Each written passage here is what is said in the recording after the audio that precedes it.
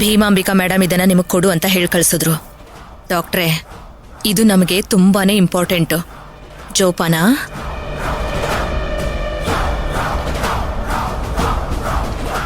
ಡಾಕ್ಟ್ರೇ, ನಿಮ್ಗೆಲ್ಲ ಗೊತ್ತಿದೆ ಅಲ್ವಾ, ಯಾವುದೇ ರೀತಿ ಪ್ರಾಬ್ಲಮ್ ಆಗ್ಬಾರ್ದು. ಗೊತ್ತು, ಅವ್ರ ಜೊತೆ ಮಾತಾಡಿದೀನಿ ನಾನು. ಒಂದ್ ವೇಳೆ ಆದ್ರೆ ಭೀಮಾಂಬಿಕಾ ಮೇಡಮ್ ಏನು ಅಂತ ನಿಮಗ್ ಗೊತ್ತು ತಾನೆ? ಅವ್ರ ಜೊತೆ ಮಾತಾಡ್ತೀನಿ ನಾನು. ನೀವು ಹೆದರ್ಕೊಂಡು ನನ್ನನ್ನು ಯಾಕೆ ಎದುರಿಸ್ತಾ ಇದ್ದೀರಾ? ಇಂಥ ಕೆಲ್ಸನ ನಾವ್ ಎವ್ರಿಡೇ ಮಾಡ್ತಾನೆ ಇರ್ತೀವಿ.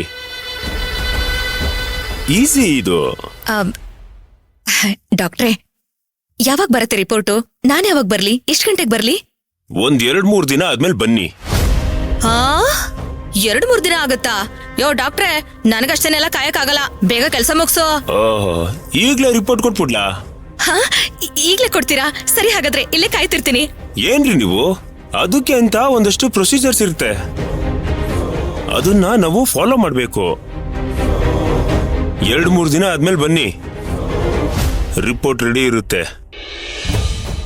ಸರಿ ಬಿಡಿ, ಆವಾಗ್ಲೇ ಬರ್ತೀನಿ.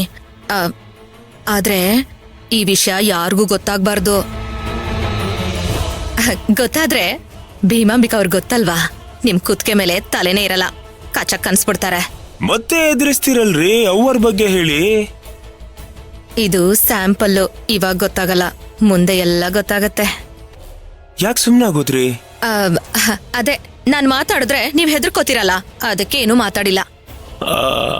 ಅವರು ಏನು ಕೊಟ್ಟು ಕಳಿಸ್ಲಿಲ್ವಾ? ಇರಿ,